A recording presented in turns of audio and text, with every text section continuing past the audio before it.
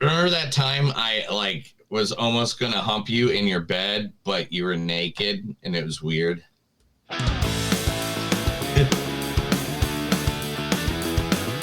It's a show by Chris and Neil with all great movies. They are the real deal. We watch them all, so you don't have to. It's movies that don't suck and some that do. Ladies and gentlemen, boys and girls, listeners of all ages, welcome to a new episode of Movies Don't Suck and Some Do. My name's Neil. And I'm Chris. And guys, today we are talking about two new movies out there in the wonderful world. Ones that people thought were going to be the greatest masterpieces of this year, of this summer. And we're going to talk about them right here on Movies That Don't Suck and Some That Do. First, it is the prequel to... So I actually saw Rosemary's Baby for the first time the day before yesterday. Oh, did you watch that before or after this movie? Before. Oh, God. All right, so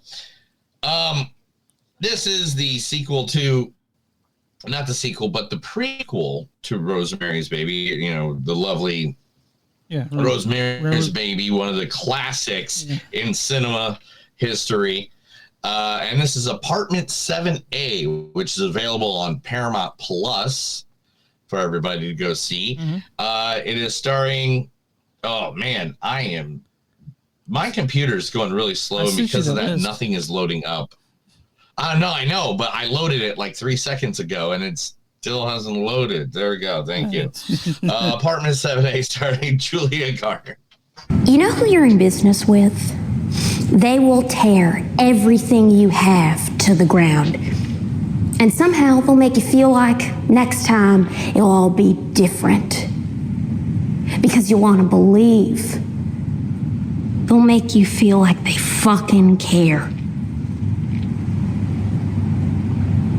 But Wendy, she's fucking soulless.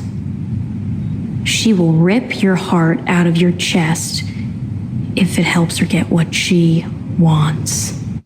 From Ozarks, so yeah.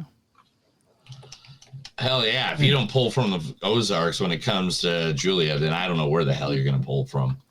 I mean, except for the other awesome things that she does, but still, yeah. That's like the number one best place to pull a clip from. Also in this place, the mother of every freaking movie you can remember, right? Because she was the mother in Footloose. She was the mother in Lost Boys. She was the mother in this, right?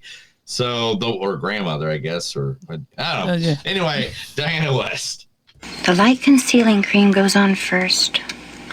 Then you blend and blend and blend. Blending is the secret. More concealing cream. Your complexion is so fair. Now, this has a touch of lavender in it. Give it a try here. Close enough. Okay, this should do the trick here. Neil, where's that from? Oh, that is definitely from the wonderful and greatest director, one of the best directors of all times, Tim Burton's Edward Scissorhands. Yeah, I saw your face go after about 5 seconds. You're like, oh, what this was. I was like, I forgot that she was also the mother in Edward Scissorhands too. Like I said, she's the mother in like every like good movie from the 80s and the 90s, or at least a good part of them. Good part of them. Also in this movie is Kevin McNally. Don't you for breathing, you smut-jawed idiot! Mother's love. Jack.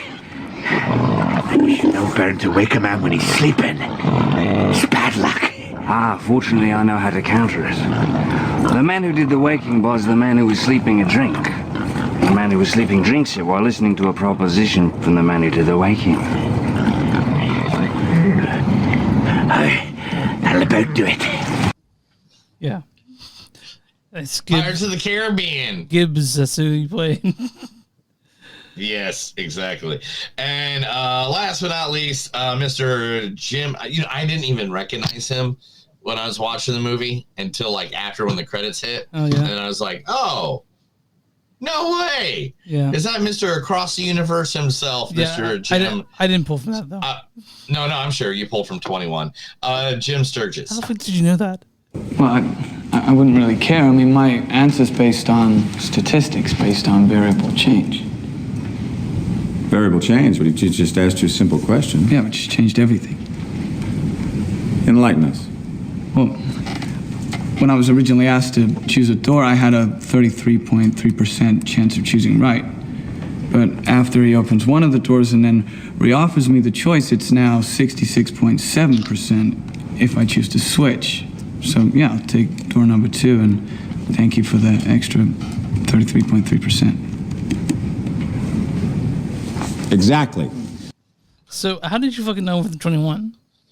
Oh, because in my algorithm today, that exact clip pulled up. Oh, yeah.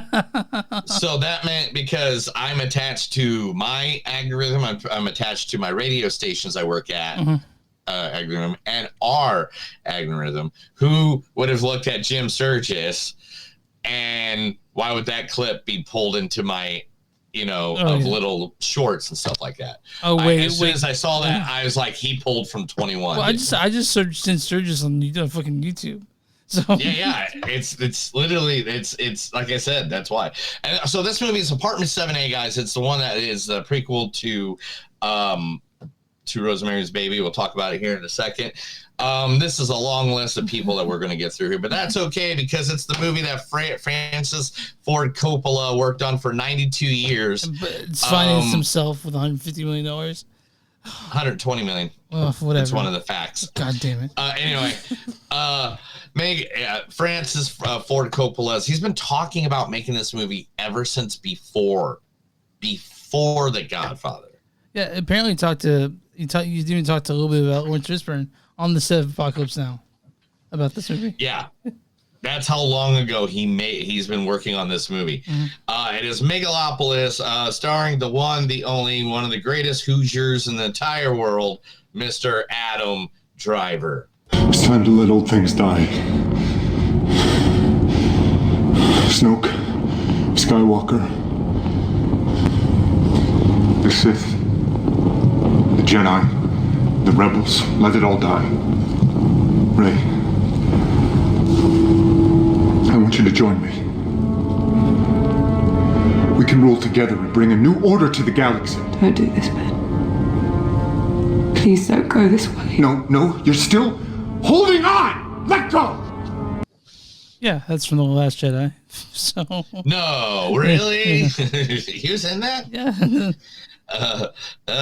Nathalie Emmanuel.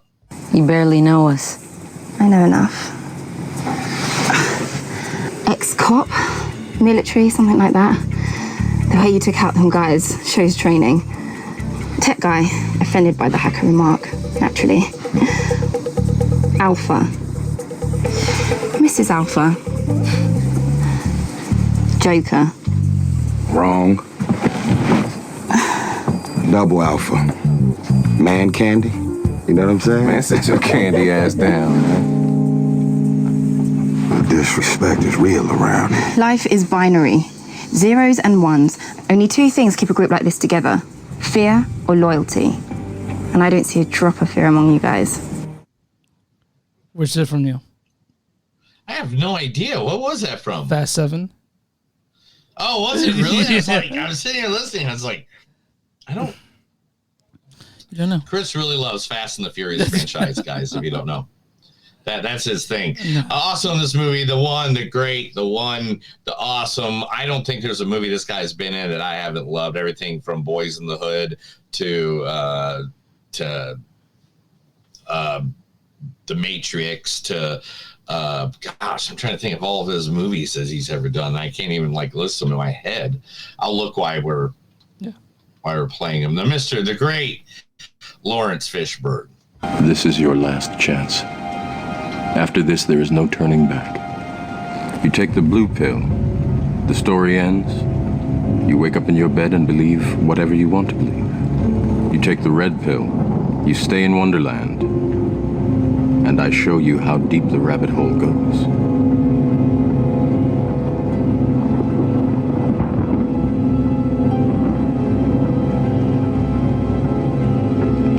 Remember, all I'm offering is the truth, nothing more. There we go. From The Matrix.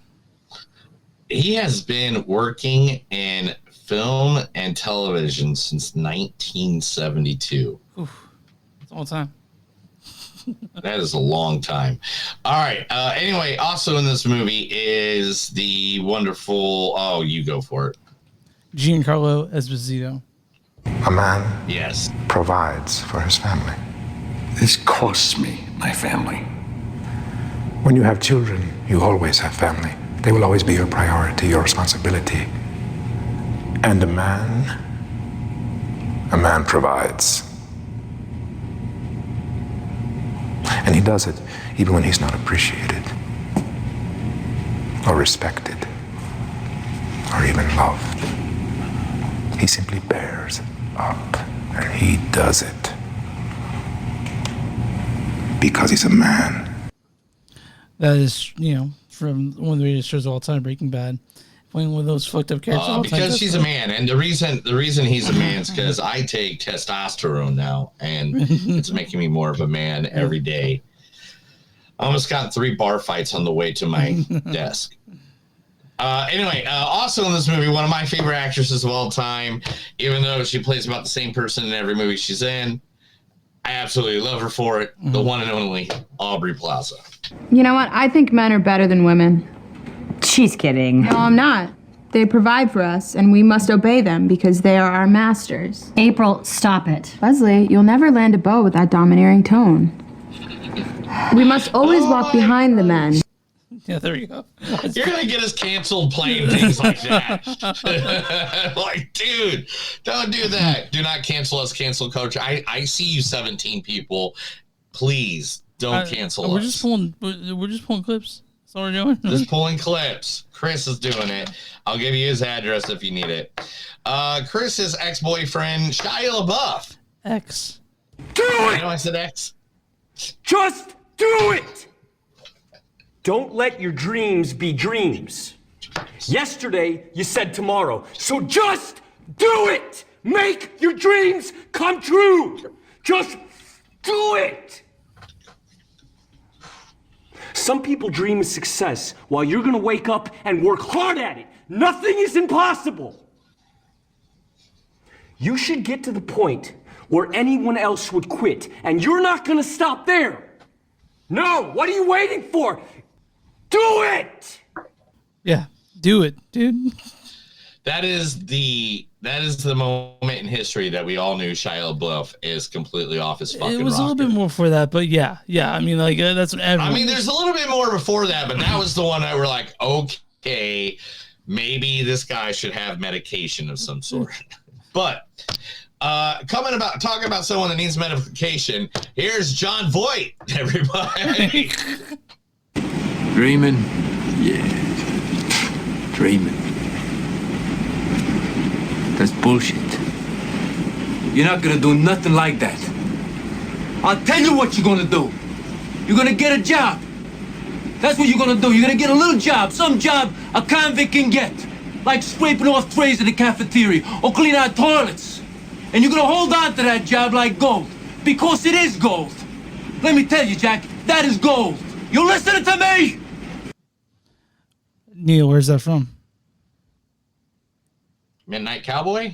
Close. Runaway Train. I was gonna say that or Deliverance. You start seeing the matter, yeah. If I kept really going,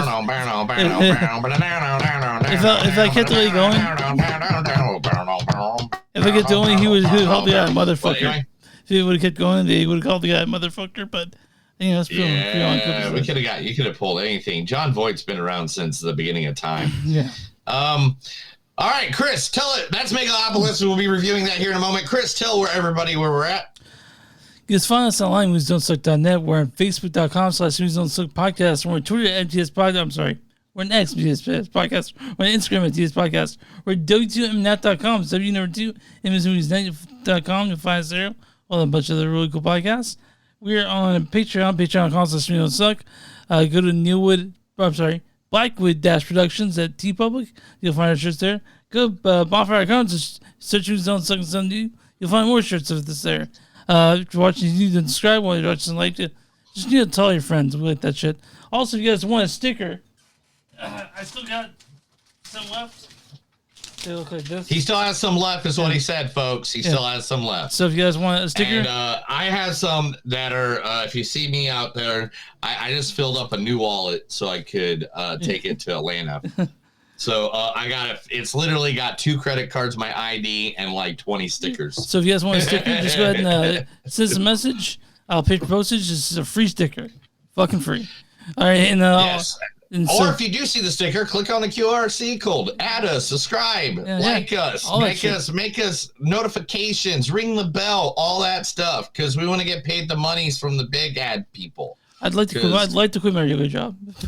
yeah, it's anytime. Just make sure you like, subscribe, follow, all the above, because the more we get at that, the more money we get for ads. And if we don't start doing that, our wives are going to divorce us. That's 100% Both true. our wives got together. They called us and they said, if you don't make money off the podcast, we're divorcing you, and you guys are going to die alone. But we're not going to be alone because we'll have each other. That's right. We'll be each other, divorced men together. Who is on today? Today we're talking about the 403 Club. The 403 Club is one of Kansas City's premier pinball clubs. A clean little neighborhood bar that with an excellent craft beer selection and 11 rotating pinball games. Happy hours from 4 p.m. to 7 p.m. Every day. Dartboard and internet jukebox as well. Great place to hang out with friends and catch the game. They also host pinball tournaments that are open to the public every Monday night at 7 p.m. and 9 p.m. You can also every first Saturday at 5 p.m. as well. They encourage all skill levels to compete, come participate. You may even learn some tips and tricks to help you along the way. Their Kansas City area's pinball players are very nice, and they are very helpful to get you on the road. And so these are a few pictures. I have not been to this place because I have not been to Kansas City in I think like 92 years. You want to play the I like the pinball games. Yeah. I want the Dr. No one here. There's another one I saw. That one. Yeah. I played that one before, though. I like that one. That's a favorite of mine. Let's see what else we got here. Oh, that's just the outside of the bar. Let's see. We got, the Jaws, the original. They redid their bar, and it looks like is that a bowling alley? It's a with the disc game thing. No, that's a bowling alley. Okay. No, that's a bowling alley. Oops, I'm wrong. Okay, but I mentioned they got bowling alley floors somewhere from someone. I like that back porch too. I want to mention that every time there's a derby game, the after party is a 403 Club. So what? Every time there's a derby game, a roller derby game, the after party is a 403 Club. So yeah, nice. Yeah. Okay, so the 403 Club is a place that supports local roller skating as well, roller derby. So you can check them out. You can go to facebook.com/the 403 Club, or you can check them out at Instagram at instagram.com/403 Club. If you go to Google and you Google 403 Club and it says 403club.com, do not follow that link because it does not exist. You think your co-host would send you a link that exists? Oh, I'm sorry, dude. You found it though. You're good, dude. I was like, "What is this? Why am I going to Japan? Why is somebody telling my Gmail is going wrong? Well. What do you mean I got to give you $10,000?" I thought you were a king, but you know what? Let's talk movies. Let's get to it, dude. Let's talk about. All right, let's jump into this bitch. Apartment 7A. Directed by Natalie Erica James. She's directed such things as, not a whole lot. Relic from 2020, and that's the other one's a shorts that you have to work hard to find. This is written by Natalie Erica James, Christina White, Skylar James. This stars Julia Garner as Terry Ginafrio. You know who you're in business with? Diane Wiest plays Minnie Castevet. The light concealing cream goes on first.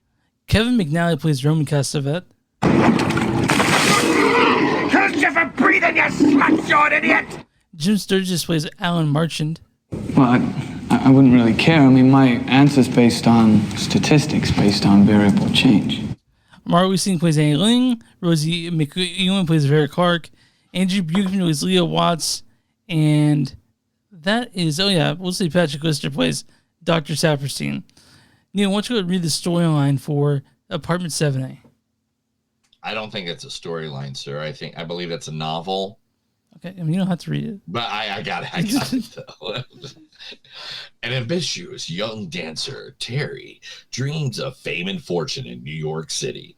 But after suffering a devastating injury, an older wealthy couple welcomes her into the home in their luxury apartment building, the Bramford.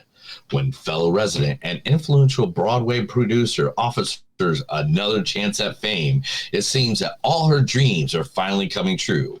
However, after an evening she can't fully remember, disturbing circumstances soon have her second-guessing the sacrifices she's willing to make to her career. Soon she realizes that something evil is leaving, not only in the apartment 7A, but in Bramford itself. Hail Satan.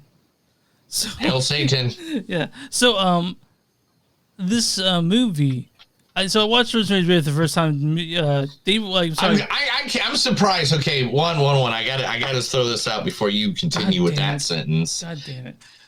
How the hell have you never seen Rosemary's Baby? You, out of all people that literally have the witch tattooed, Black Phillip from the Witch tattooed, I feel like Rosemary's Baby, the original Rosemary's Baby, is right up your fucking alley. And it fucking I think that's the original slow burn horror movie right there. And it's a fantastic movie too. I love that movie. Yes. Okay, but anyway, continue, and I will not interrupt this time. And Mia Farrow is so damn cute. In that Amazing. movie. It's so creepy, so eerie. That movie just hits all the spots everywhere. They retconned for this prequel. They retconned a little bit of it, which whatever. But they changed a few things to make it more thing, But if you've seen Rosemary's Baby, you know who Terry is, and you know what happens to her at the end. Which, in a way, you're sort of painting yourself into a corner that way, because you know. Yeah. And so the movie's not bad. It's fine. It's cool. But when you know how it ends, you're kind of like, cool. This is how we got there. Like it's just packing on the information. It's Julia Garner's great. You know, like she's great in everything she's in.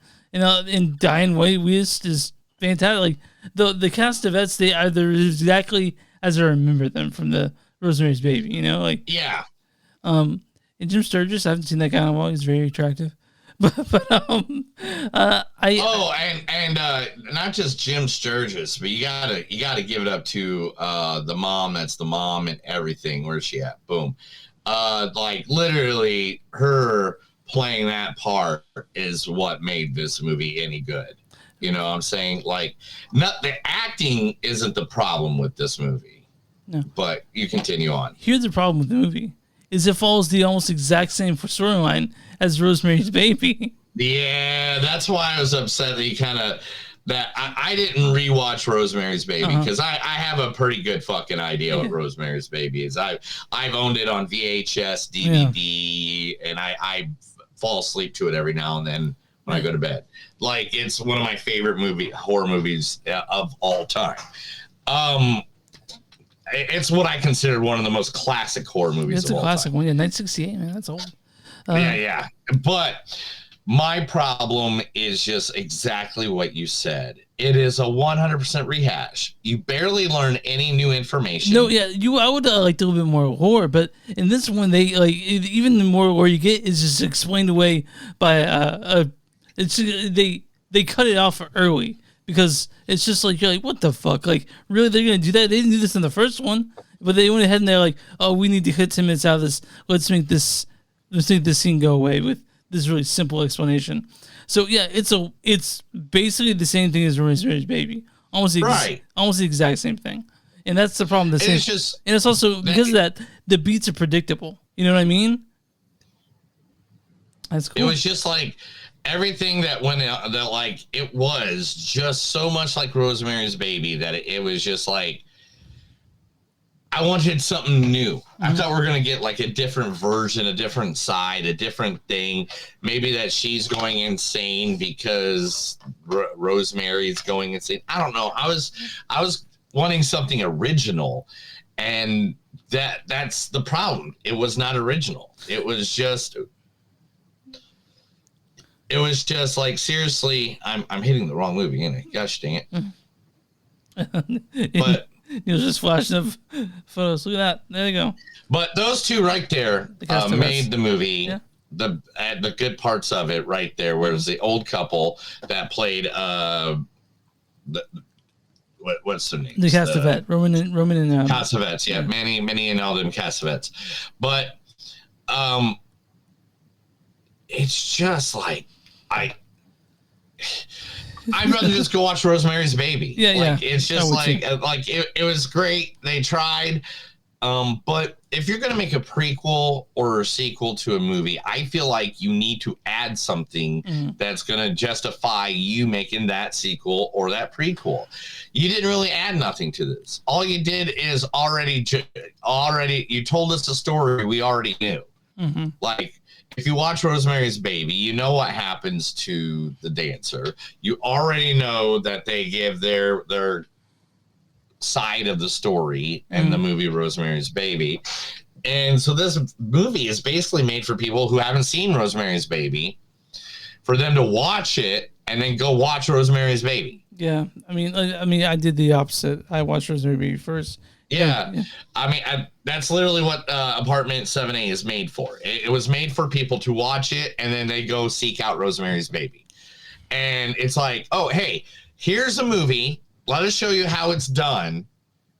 Now go look up Rosemary's Baby, because that's how it's done better. Yeah, and also the exact same story. And they retconned a little bit of it. Like, I'm not going to say anything, but I would say the laundry room scene is completely different than what you'd expect. Especially when you know how it goes from there. But I mean, it wasn't terrible. I wasn't upset that I watched it, but it's hard to justify its existence when you don't add anything. That's it. It's very hard to justify. That's 100%. I agree with Chris on that one. It is hard to justify its existence because there's no reason we need to see this movie. Yeah. There's no reason that this movie needs to exist. Because Rosemary Baby already did it. So it's like, it's not bad by any means. This movie's not a bad movie. Every actor did a great job. Like, Julie did a great job as the ballerina. But the thing is, it's just a play for play of Rosemary's Baby. Yeah. And it's like the only thing they're missing is, her being married, I think, was the only thing that they're missing. Like, it's just a different perspective. So, Chris, on that note, let's just go for it. Yeah. Chris, give me that score. The score's like a 3, 2.8 maybe. It's not terrible. Yeah. Like I said, it's not a bad movie. It's just there, and it didn't need to be made at all. But again, there are things I like about I like seeing more of the Castavets. I like seeing I like seeing Julia Garner and other things, but that's like I can't say it needs to be there. So yeah, I agree with you that there's no reason in heaven nor hell why this thing should even exist. So I am going to get it, of course. I think I'm just going to do a 3 because you know what? I did like the old people that they gave me very creepy vibes. There was one thing. There are two things I like about it. Is the Sparkly Devil, which is pretty cool, and then there's a scene where a girl gets hurt while dancing. that made me go. That actually made me go. Actually, I was at home by myself. I go, oh my god. That's what I said. But, me and my wife were watching it, and right when that part when the dancer gets injured, we're just like, all right, now I'm interested. I wasn't really interested. Now I'm interested. And then sadly, they didn't keep that up. So and then like that's literally that part, and that's the end of that. Like we never see anything like that ever again. No. But Apartment 7A, you guys can watch on Paramount Plus. It's spooky season. I guess you could do worse. And I think if you like Rosemary's Baby, I guess it's worth maybe taking a look at it if you're like a super fan, just so you can either take it apart or just like maybe like know more. But it's on Paramount Plus. Neil, but we know where I'm at right now. I'm on RedTomatoes.com. Was the audience? I'm sorry, they don't call it the audience. It's called the popcorn meter. Was the popcorn meter or was the popcorn meter on 38%, 69%? Ooh, 69. Yeah. Now, what is the critic score on this one? 2. No, it's gonna be 71. 39%. Oh, with the so yeah, okay, yeah. I did it the opposite, right? Critics' consensus is Apartment 7A is slickly assembled and solidly acted, but the lingering memory of Rosemary's Baby and predictable prequel template make for a subpar release. So I'll go read a bad review and a good review because it's a good review. This is crazy. Gave it 5 stars from Cole Smithley. He says co-writer director Nathalie Emmanuel delivers a fierce pro-abortion horror prequel to Rosemary's Baby that twists the cinematic knife into the mad conspirators that overturned Roe versus Wade. So this person's going deep into it, thinking that Nathalie Emmanuel is talking about that. I'm not quite sure she is. And this is from this is from James Kendrick at Q Network Films X. He says, answers to all the questions no one was asking. The fact that it does so with slick, stylish diploma and few scenes that work with genuine horror does not negate the film's fundamental lack of necessity. Yeah, that's kind of what we said. That's exactly what we said. So we don't need it. The movie wasn't made. Well, I don't know why it was made. Someone said, "Hey, we have this idea for a prequel," and people in Paramount was like, "Did Rosemary's Baby make money?" They're like, "Yeah." Like, "Oh, this might make money," and so they went ahead and greenlit it. I mean, they put it on Paramount Plus, so they didn't even have faith for it to go into the theater. I know what's going on. There's good stuff on there, right? The offers on there. That's a good television program, right? You're a good offer. Okay, fine. Neil, are you ready to get into news on this week? Yes, let's do some news. This is the Movies Don't Suck and Something News. I read stuff to Chris because he does not have internet because he lives in a cornfield with his other Amish brothers. Mm-hmm. I'm on Run Springer right now, though. Let's bring it on. All right, let's get into the sad part of the week so far and talk about the great actor. He's only known for acting. He's never done anything else ever in his entire existence. Chris Christopherson. Oh, yeah. He's never done anything else but movies like Blade and Stars Born. He's never been in a band with any other legendary guitar players, singer guys. Not once. Never been on the highway, man.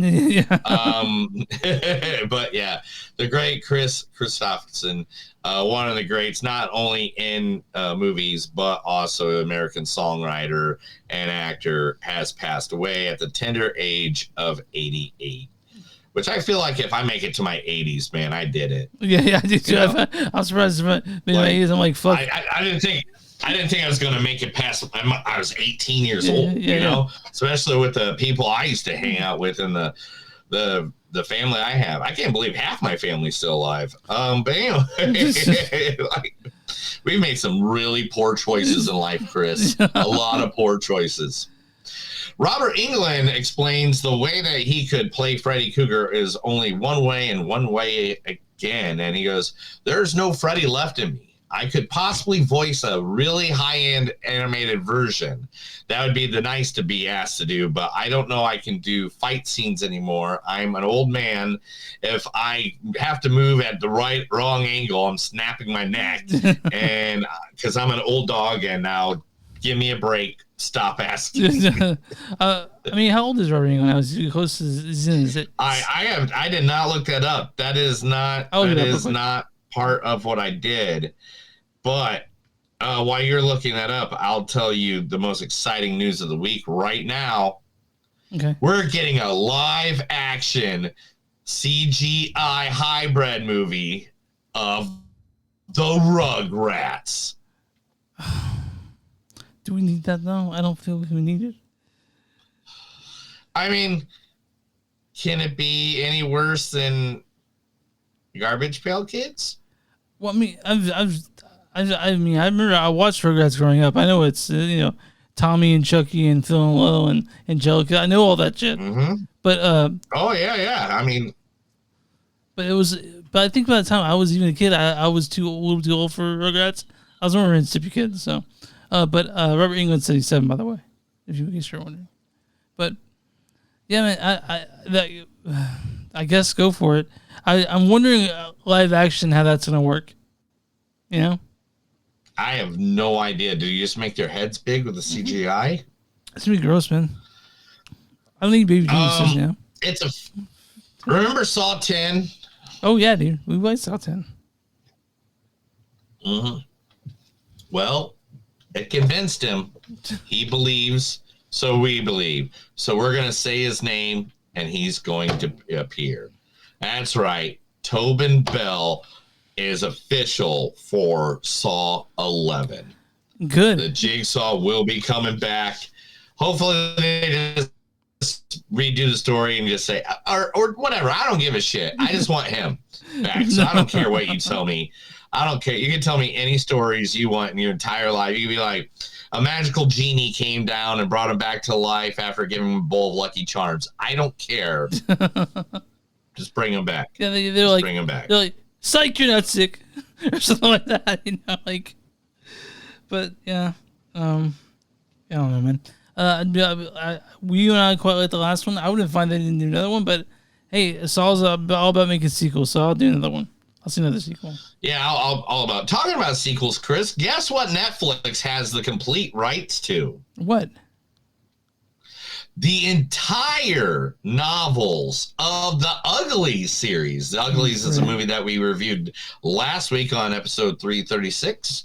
But the Uglies is now they're talking about making the second movie already. Yeah, he goes, yes, my deal with them is to adapt all the books and both quadrilogies. So he has another series besides the Uglies. I'm guessing it's going to be called The Pretties. And it doesn't say in the, but it is 100%. They have all the rights to all the books. So they are going to figure out if they make another. Some writers are just really precious about their books, so they won't let people buy the rights for it. But if you made these books and they're done, they're like, we would buy this for $7 million, and you're kind of sitting in your shitty house, you're like, yeah, I could use a home theater. So like, and they're like, yeah, I'll just go ahead and make whatever you want out of this. You know, you are a home theater. Yeah, that's a pretty slick on air sign. I think that's anyway. Anyway, so everybody thought Clint Eastwood was done. He's not, or new. He claimed that he was retiring. He is not retiring. Okay. He will be making another movie. He's already looking at scripts. Talking about other movies, The Apprentice is getting slammed by networks as cowards, or The Apprentice distributor is slamming networks and calling them cowards after a controversial decision. Now, major networks like ABC and CBS has decided not to run any of the TV spots of the new movie coming out. It's about that TV show, right? The Apprentice with Donald J. Trump? No, it's about the ups and comings of Donald Trump back in the early days. Oh, yeah. Well, fuck that. Like, yeah, that guy. Man. No, they're. I mean, it's Sebastian Stan playing him. They put someone. And half the cast is from like Billions. Oh yeah. I mean, what do you think about it? And or not Billions, but Succession. Okay. And yeah, so it's basically ripping him apart for being such a piece of shit. Okay. Oh, and they're like, we don't want to talk shit about that former president. All right, let's see here. Director Smile 2 says he's got another story for a third movie to come out. Okay. Channing Tatum and Kristen Dunst are going to be in a true crime movie called Roofman. All right. Roofman. Yeah, we need more. We need more on that. Let's see. The rooftop robber or roofman. Okay. It's a nickname that's given the robbing of then 60 McDonald's restaurants by breaking into the roof and locking the employees in the freezer. Okay. That is the story they're going to be telling with Kristen Dunst and Channing Tatum. I'm down. Yeah, I am down. I want every moment of that. The movie that we're reviewing for next week, Wolf, is now the #1 most watched anything ever on its platform. You guys just we got Mark come on the Mark Radlich on the podcast talk Wolves and what's the other one we're talking about? What's another movie? Oh yeah, Joker Follow Dicks. Yeah, that one. Yeah, we're going to talk about Joker Feels His Dicks and Wolves. Yeah. Are going to be the two things that we're going to be doing. I can't wait to see Joker now. Oh man, but you're not. You're kind of upset about it. Man. I know I've only saw like a bunch of people just talking about it. A bunch bad, just ripping it apart. Maybe we'll like it. Maybe we'll like it. Maybe we'll like it. Who knows? That's what happens when I go to a movie. I don't think I'll like it. Maybe I'll like it. Just me. But a lot of times it's wrong. Yeah. The distributor of the movie The Substance, Mubi, has now got its highest box office to date. Good. With The Substance coming in at $14.8 million. You guys should be definitely popping those numbers up. Yeah. If you want a movie during spooky season that's gonna fuck with your brain for the 2 days, The Substance is that movie, guys. It's so good. It's so good. Scream 7 finally lands a release date, and that is going to be in March. Is that what they're saying? That's what they said. So it's going to be it's going to be February 27th of 2026. So we got a year and a half to wait. Okay. Well, a year and 2 months, whatever. So whatever, that is what it is. Daniel Day-Lewis is coming back to acting for just one time for his son's new film Animan. Yeah.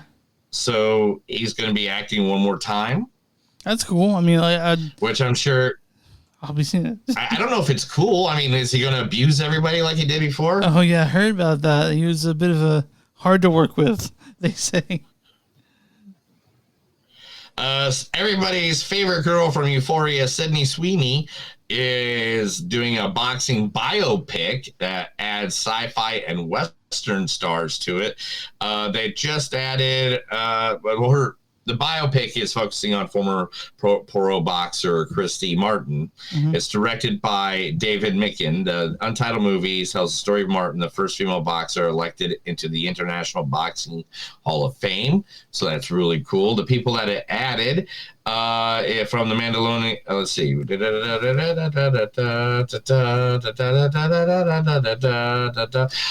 the Mandalorian and Ant-Man, Wasp, and the Quantum Zone, there'll be star Katie O'Brien will be joining it, and Hell or High Water co-lead Ben Foster will be joining the movie as well. Yes, so both of them will be added to that movie as well.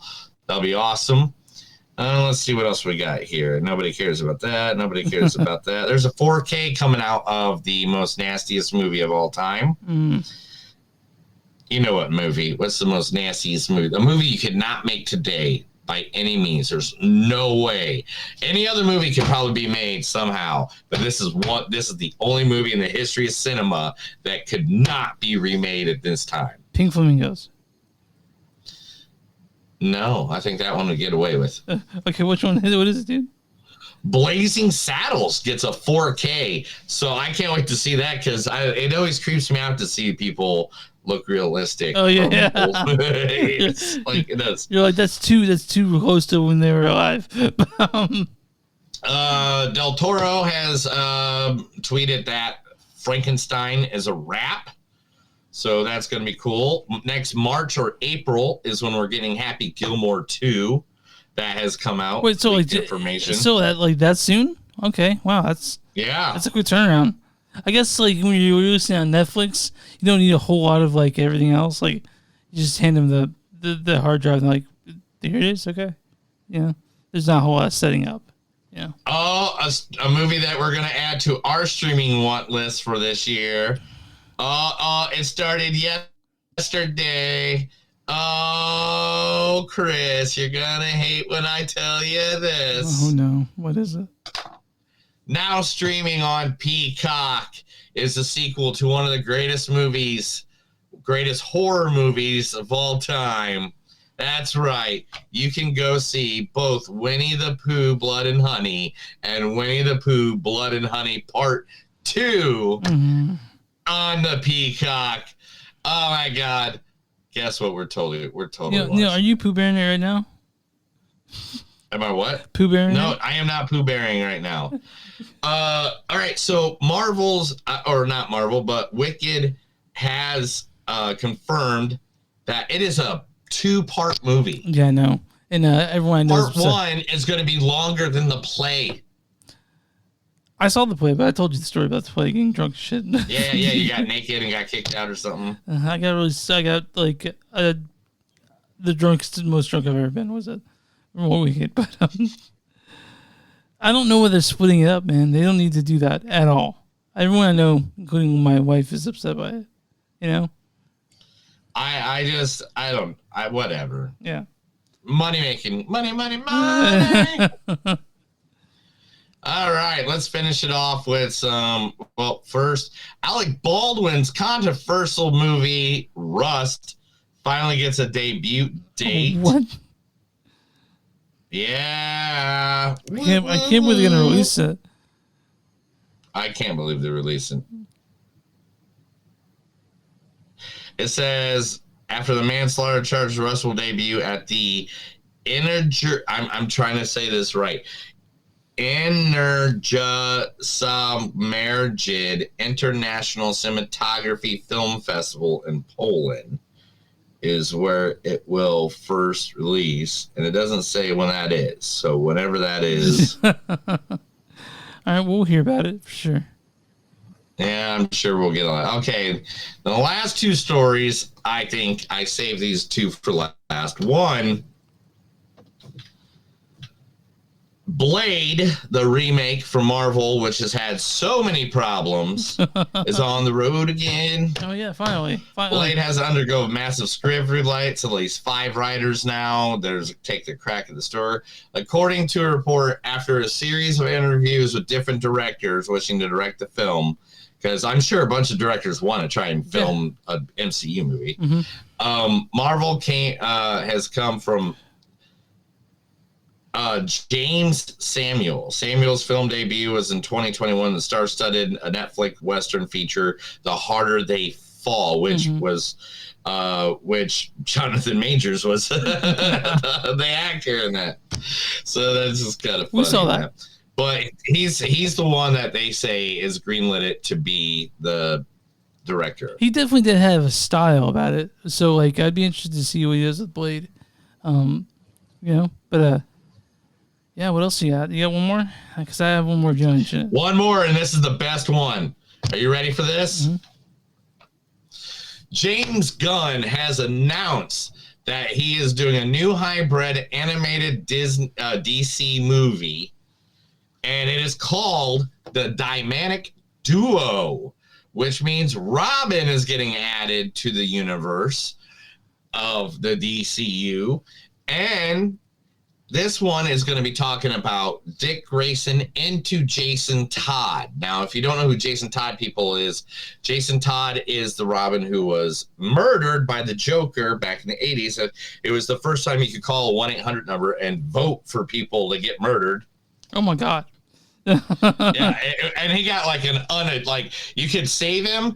He could just be the same, or he could be just be the same or be different, or they could slaughter him. And literally, like 80% of the people called to kill the bastard. Kill Dick Grayson off. And yeah, and he came back as the Red Hood later on. He is now the Red Hood. Spoiler alert for a comic book that's over 20 years old. Is the Red Hood a good or bad guy? Red Hood was bad. Now he's good. Okay, all right. At first, he was killing, and I guess they just forgave him for like chopping off a bunch of heads all at once. That's what Batman does. He doesn't kill anyone. He just says, "Go to jail, and now we're friends." Yeah. Yep. So this will tell the story of both Robins, those Robins, which if they had to tell that one, I'm sure they got to talk about Tim Drake because the Jason Todd leads right into Tim Drake. I don't know what they're doing, but anyway, it's greenlit. We're going to learn about the Robins, which gives me a good idea that maybe we're going to get a Robin in the actual DC universe. I want the DCU to start looking like fucking the Marvel Cinematic Universe, because DC was really bad about having because DC has all these superheroes that really they only have like one little power, and it's not really like Spider-Man has like 6 different powers, Captain America has a bunch of different powers, but like in the DC it's just like, oh, here's Green Lantern. He can form things out of green things. Oh, here's Red Hurricane. He makes hurricanes. All right. Yeah, but anyway, that's the news. All right.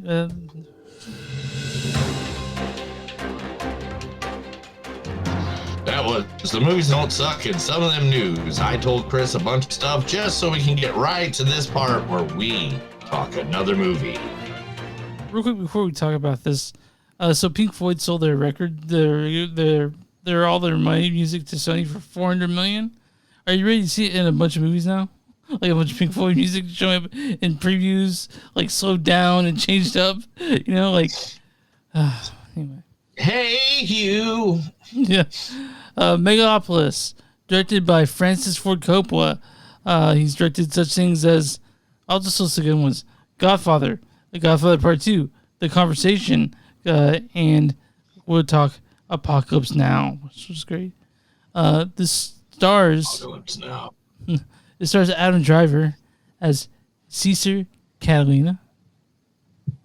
It's time to let old things die. This also stars Giancarlo Esposito as Mayor Cicero. A man. Also, Nathalie Emmanuel as Julia Cicero. You barely know us. Aubrey Plaza as Wow Platinum. You know what? I think men are better than women. Shia LaBeouf. Shia LaBeouf is Claudia Poulter. Do it! Also, Orange Fishburne as Fundy Romaine. This is your last chance.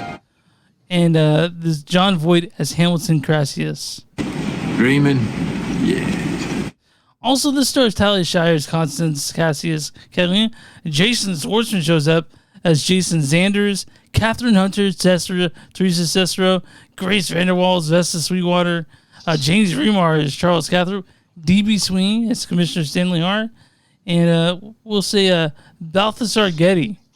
22 minutes later, Chris will be getting done with the complete cast of this movie. And now storyline, for this movie. No, I mean, there's just so many people in this damn movie. I wasn't making fun of you. I'm just being honest. There's so many people in the movie. Mm-hmm. But the storyline of Megaopolis, the city of New Rome, hosts a conflict between Caesar Catalina, a brilliant artist in favor of a utopian future, and a greedy mayor, Franklin Cicero. But between them is Julia Cicero, her royalty divided between her father and her beloved. You know, why don't you start this one out? Because I have one thing to say, but I want you to start before I just... Cool. Why? No, I'm just kidding. No, I'm just kidding. Let me get into it. This movie was really good for the first half. The first half had me. I was like, okay, it's kind of artsy. It's kind of weird. I get where it's going. And then it seemed like after the first half of this movie didn't even know where the hell it wanted to go. So the thing is, Neil, is that for the first half, you're giving Francis Ford Coppola the benefit of the doubt that it will come together, that it will start to make sense. Yeah. But I about 10 minutes in, I'm like, this is a fucking dumpster fire. I hate this thing. Yeah. Okay, it's not a dumpster fire. Okay, there are good parts to this movie. Before Chris rips it apart, we will talk about the good parts. Okay, first. I'll tell you one thing I liked about it. I like Shia LaBeouf character in this one. So one thing I absolutely love is some of the visuals of this movie. Like things like this, like there was good visual, like it was beautiful in some parts. Even the way that the costumes were and everything. And I got it. It's like a futuristic Rome. I got that what it was. Like I felt it. I was like, yes, I'm with you. I want this to work. I want this all reality to be great and awesome. Please be awesome. And then there's just like a certain point in the movie, and it's going to be different for everyone. So it just matters where you're at in your world and what you know in movies or how good you are at foreshadowing and believe me, it doesn't matter. Where at some point you're just going to be like, there is no deeper meaning. This movie is just shite. And you're like, it's like, man, I was so frustrating watching this movie because you're like, okay, so I went to the ultimate IMAX experience. So that means that before the movie, there's a 25-minute Q&A with Francis Ford Coppola, Robert De Niro, and Spike Lee, and they were just talking. And Francis Ford Coppola was sucking his own dick during this thing. I thought about like he was like, at first they didn't like Apocalypse Now. You know that? They didn't like it. But now they do. I believe that will be the idea with Megaopolis. And I was like, and then I got so lost in the second and third act. I don't. The first act. This was so poorly directed that you really had no clue what's going on for most of it. Dude, I am not gonna blame the director. I am going to now listen to this. Listen why. I am gonna blame him, but he's gonna be part of a complete family. Because obviously him and the editor and the cinematographer all had different ideas of what movies they were filming. And that's why there's scenes that look elevated and beautiful, like, say, this scene looks beautiful and elevated. This scene, beautiful and elevated. That it's elegant, but it's trashy and it's above. It looks so good. But then you got scenes like this that now we look like we're in the Dark Knight. So I feel like that every actor in this movie thought they were made in a different movie. So it seems like every actor's doing a different movie, and that's what they got. I read that. Oh, do you know what? That's a good way to talk about it right there. It does feel like each one of the actors are doing a completely different movie. That I completely agree with that saying. So that is a great. So I read about the production of this thing. So here's something that happened.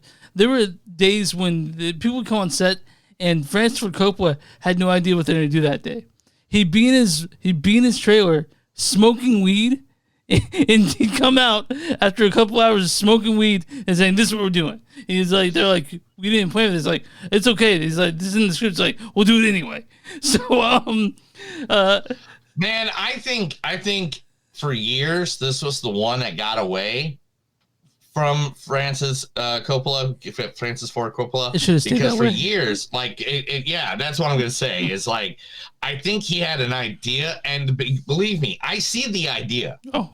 I see. I see exactly what this movie could have been, and it's right there in front of us. Yeah, the concept and idea. Why, yeah, there's an idea there, and it was really good. Like I really liked like the Colosseum. I like the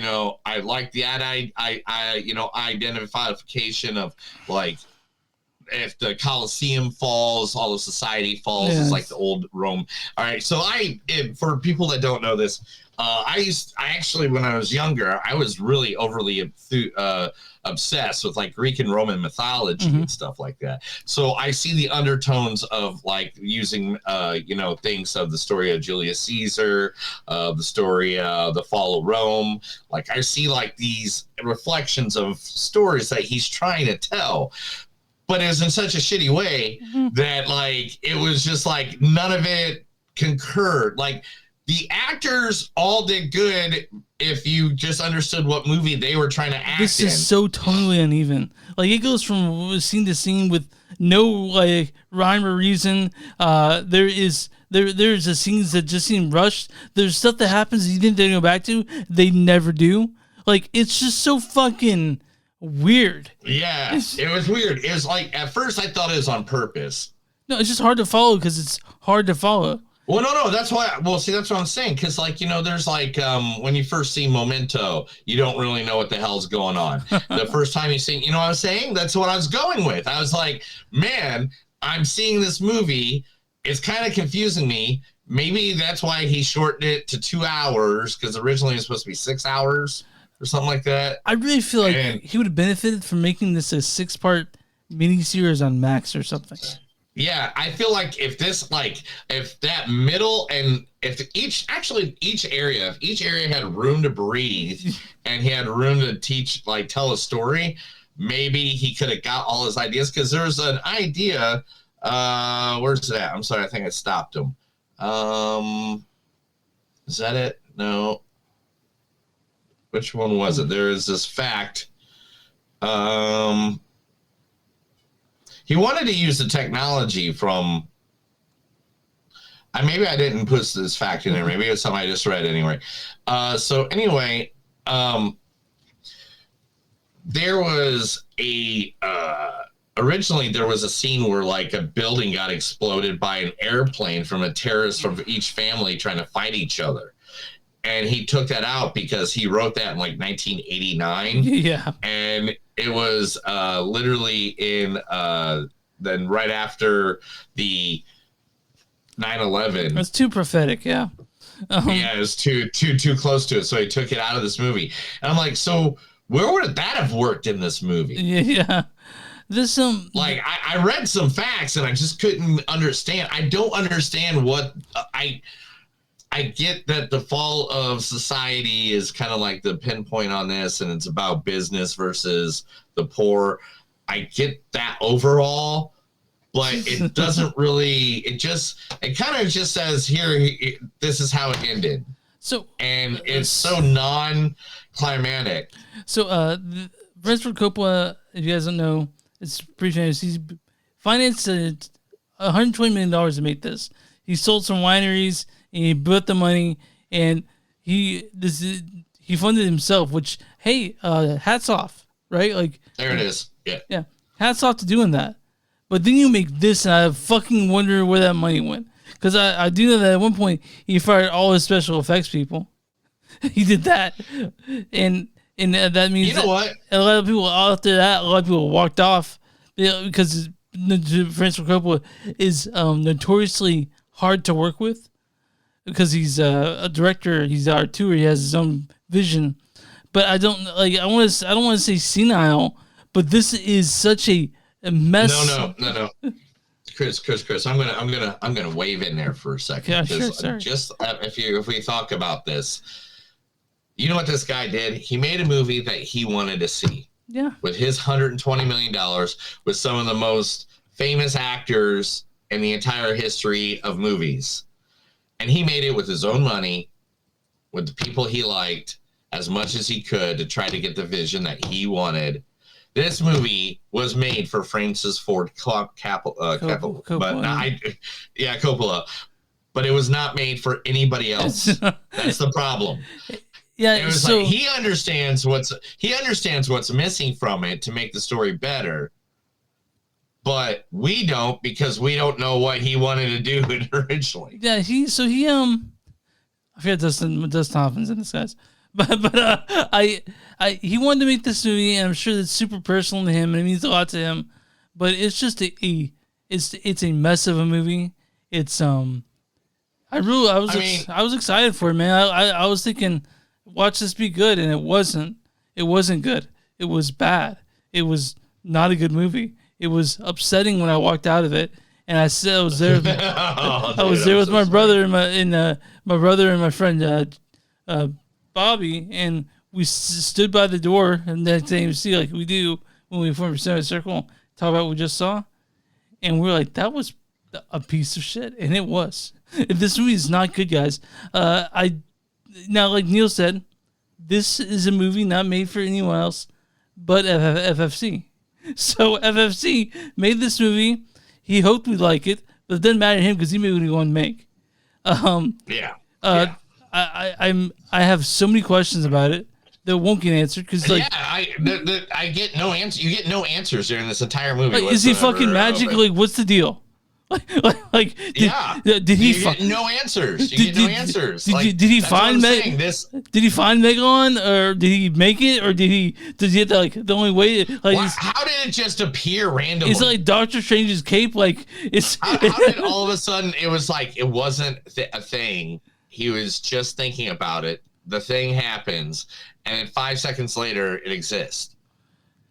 Oh man, I wanted so much how I was so confused. I was confused about so many things. This movie was confounding. There are some parts of it that I really like, which is any scene with Shia LaBeouf in it, and any scene with Aubrey Plaza in it, because they're so skeevy and gross.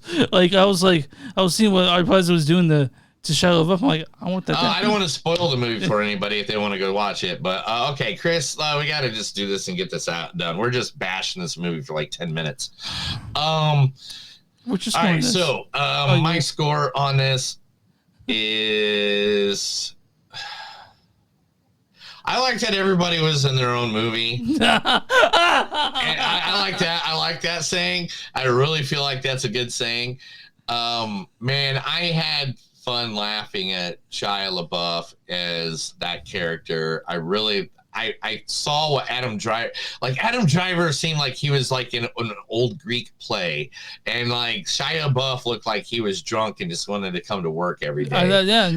He was having fun. And like, I don't know. He's a great actor. Shia LaBeouf's a good actor, man. He killed that part. So I'm gonna give it a good solid. I'll give it a 3.3. Are you shitting me? Really, you're doing that? Because this is good. Well, I mean, I don't like that none of it comes together correctly or anything like that. But you appreciate the ambition? Is that what you're saying? I would actually give this a rewatch just to see if maybe I'm being too. But I was trying. I didn't go in thinking I was going to see the greatest movie of all time. I literally just went in very plain on this, and so. I don't know. I think I need to give it another try. Maybe I'll give it a better rating. But like, it's just like the whole ending of the movie just doesn't make sense, though. I don't know how you in this above a score that's above average for a movie. No, I didn't want to give it a 3. The exact is the apartment. Okay, it's a 3. Mine's a 2.2 on this. This movie sucks. Like I hated this thing, and I wanted to like it. I really did, but there's so much wrong with it. It's just so confounding. You know, like there's a lot wrong with it. Okay, I'll lower mine to 2.8, and the reason why is because this is a movie you can put on in a bar, and it's great to have as a backdrop just to look at pretty pictures. Boom, there you go. That's why. See, I'm not even with you there because like I thought a lot of it was just fucking ugly. I'm like, I love the little like cartoony look like here and there. I really like that that kind of imagery like that. Like I like that stuff kind of made me happy. Oh, yeah. Okay. And and then, I mean, like, come on, look at some of these. This is, okay, well, especially City for Sale. Okay. I love the way that he did that. So, I don't like this movie at all. I kind of hate it. All right, cool. Let's move on. What did Rotten Tomatoes say? Okay. You said 2.8. I'm saying 2.4. I said 2.2, didn't I? Yeah. 2.2. All right, Neil. What's the writing score for Megaopolis and Rotten Tomatoes? 62%. 35%. Ah, okay. Then I'll just stay down there. What is the critic score? 41% for the critic score. 46%. You're close. Yes. I knew they would. Okay, they would definitely. But Christensen says, more of a creative manifesto than a conjugate narrative feature. Francis Ford Coppola's Megaopolis overstepped opus is equal parts stimulating and slapdash. So I'm going to read a good review and a bad review. This is from Kat Sachs of the Chicago Reader. She says, I liked it. It has what's missing from contemporary multiplex fare. Originality, ambition, metal. And that's what I turned to Coppola for. And this is, I'm going to try to find a really good one because I saw some really good ones earlier. Okay. This from Callan Cooper, Center on Film. He goes, Megaopolis is bloated, pretentious rubbish, a dumpster fire of histrionic vaunting, broken up by the occasional, albeit heavily green-screened, moment of visual intrigue. Which, you like the visual intrigue in this? I liked it. It was intriguing. I didn't like this movie, guys. I thought it was pretty much garbage. Chris, you've said that 6 times in a row now. But it's a deeply personal film. Either you give a detail of why you didn't like it, I did, or stop saying it's just. You can't just say this movie's shit, guys. I didn't say. I've been saying why I didn't like it. I didn't say why I didn't like it. This movie shit, guys. This movie shit, guys. You can't just keep saying that over and over and but over. But it is a. It is. We get it, Chris. You didn't like it. It's a deeply personal film for FSC, like Neil said. It's a movie that show me on the doll where this movie touched you. I found places I didn't know were bad. Seriously, you're getting completely like, man. This is gonna be the end of the year. I feel like this movie hurts you. And wait, do you need a? I'm sorry, I'm not there to give you a hug, man. Next time I see you, I'll give you a big hug, and I'll be like, I'm sorry. What Megaopolis did to you? We went to Arkansology as a friend. I love you. We went to Arkansology. We went to Arkansology chaperone. And she just got back, so I'm excited to see her. But all right. This is a movie. Next week we're talking about Wolves and Wolves with Brad Pitt and George Clooney. So it's gonna be Joker pretty cool. Foley of Dicks. But gosh dang it! I hope it's decent. I hope it's a good time and people had a good time making it. I'm gonna come in there and say Mr. J, but we're not gonna see that. That's not gonna be. That's not the Harley Quinn they have. I mean, it's like at least people are being different with the Harley Quinn character now. Like they're giving her. But you like stories. you like the Mr. J, right? You like that. Oh yeah, Tara Strong. Hell yeah. Yeah, Mr. J. You know, Mr. J. Yeah. But originally she was just supposed to be a one-off, and then everybody got so much. This is like right back when the internet was just starting to go, and they got so much love off of like chat rooms and stuff like that of the Harley Quinn character that they made her a permanent character on the show. Some girls who's like, fuck the shit out of her. It probably was. There's probably one of those weirdos that's always like, I want it. Can you draw her feet for me? Yeah, a bunch of gross dudes on there, just sweaty, sweaty, like 400-pound dudes. Like, oh man, what I do to that? All right, it happens all the time. You know, like that's like the weird thing. This is why I love you, and some people just freak me out, like especially when we go to like Comic Cons or these wrestling events and stuff like that I go to and stuff, and then like random guy A that I have never met, never talked to, never had a single word of conversation. For some reason, I just look like that dude that you can come up to and be like, I'll put a finger in her butt. like why? Why do you come up and say that to me? Like, why are these things like in public? Why do like either that or they always yell at me Smash Mouth or Guy Fieri, and it's like, come on, guys. We're at this point. Sorry to hear that, dude. But you did that. You have a picture with Guy Fieri, don't you? Yeah, I tell people I usually like. But I do know that you told me this taco restaurant's kind of shitty. The one downtown Kissimmee. Oh yeah, that was nasty. Those tacos came out like they're cold. How do I wait 25 minutes for tacos that are cold? Yeah, you're like this isn't Flavor Town. This is opposite of Flavor Town. This ain't Flavor Town, dude. I can literally go home and crank this out 10 times better. I'm gonna go to Taco Bell and get myself hot tacos. Yeah, Taco Bell would have been better. I like my Taco Bell. I like Taco Bell too. It's not that bad, right? Yeah, I saw some Taco Bell button-ups on Temu the other day. I was thinking about buying one. I'll represent Taco Bell. So I guess we better get out of here. Yeah, we're out of here, guys. You can find us all. It was on SetNet. We're at Facebook.com/podcast. We're at X podcast. Instagram is a podcast. We're at WTM.com. W2 imazmoviesnet.com. You find us there. One of the bunch of really cool podcasts. Also, we're on Patreon.com/Don't We're on Blackwood Dash Productions at TeePublic. You'll find shirts there, like one Neil's wearing. Right? That's TeePublic, right? It's there. Oh no, this ain't TeePublic. This one I got made off of a website. Yeah. If you guys want a sticker, like the ones I have in this package, just send us a message. I'll pay for postage. It'll be free. Free stickers. Free shit. Free stickers. Just put a message into any board on YouTube, on Facebook, on Instagram, on Twitter. If you want more, if you want to send a pigeon to Chris's house, his address is 7747 South Jackson Street. But if you guys seriously, if you guys want more, just let me know. I just ask you use those extra stickers, post them where you think people will see them, because we don't want to get the word out that we been doing a podcast for 5 years and we haven't received a dime yet. 5 years, I know, man. We love doing it though. We're having a good time doing it. Yeah. It releases our demons so we don't get yelled at. Because if not, we're gonna just be like at a random gas station and go up to a guy and be "Hey, did you see the last movie? You guys see that the thing I'm pointing at right here? The that QR code up there. That's if you guys want to support us. Oh yeah, money. There's money. Yeah. So you see on the top left-hand screen, you guys can help us out there, or just send us a fucking email saying you like us. That really makes my day.